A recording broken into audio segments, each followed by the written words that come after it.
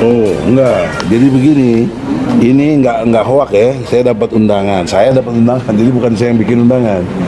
Undangannya menyatakan bahwa menata Jakarta. Oh, judulnya itu. Yang dukungnya adalah PKB, Partai Umat, Partai Buruh, Partai Hanura. Mendukung Anies Baswedan tuh. Jelas ya? Undangannya berupa besok jam 10 datang ke KPUD di Salemba Raya itu loh. Ya, dekat Paseban itu. Keunggulan individual itu harus tunduk pada kekuatan atau ketersediaan institusional. Nah, kapasitas Anies tentu tidak diragukan dalam pertandingan politik, tetapi dia tidak punya kemampuan untuk mendalilkan bahwa kapasitas dia itu bisa ditangkap dengan sempurna oleh partai-partai politik. Karena partai politik akan kembali untuk menghitung 2029, tentu Anies itu jadi hambatan buat PDIP misalnya tuh. Hari ini bersyukur ada 2 kandidat yang sudah mendaftar, yaitu apa istilahnya Rakus, Ridwan Kamil dan Suswono, ya kan ada deadline-nya Rakus gitu ya Bang. Terus kemudian alhamdulillah dia diusung oleh Kim plus.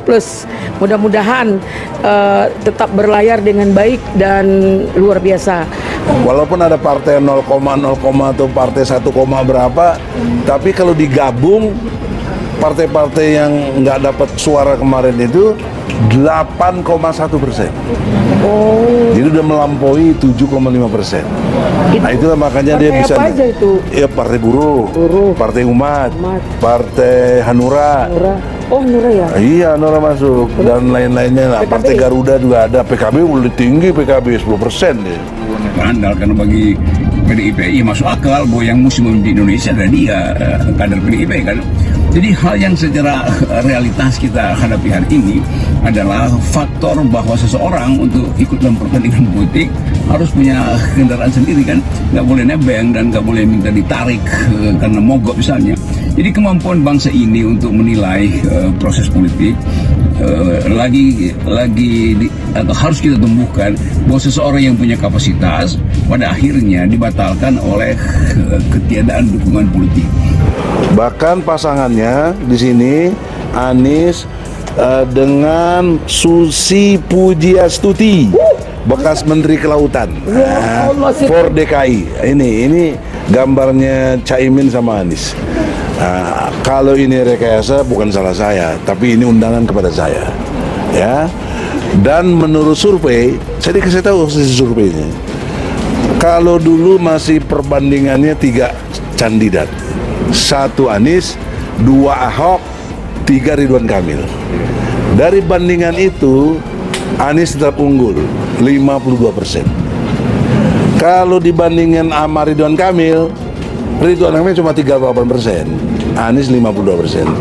Dibandingkan dengan Ahok memang 42, tapi Anies tetap 52%. Kalau dengan Itu belum ada waktu itu, Pramono belum disurvei. Oh. Jadi logikanya Berarti ada Anies ya? Iya ada Anies. Jadi itu kalau Pramono sama Rano Karno belum masuk hitungan. Ini akan lebih seru. Berarti kan mengurangi juga suaranya Ridwan Kamil, mengurangi juga suara dari Pramono Anung dong. Demikian juga Anies kalau berupaya untuk menentukan diri sendiri, dia mesti ucapkan, mungkin dia akan bilang saya netral, tapi netral dalam keadaan sekarang ya buat rakyat Indonesia ngapain Anies netral? Bukankah dari awal Anda juga udah berselisih dengan Partai Demokrat?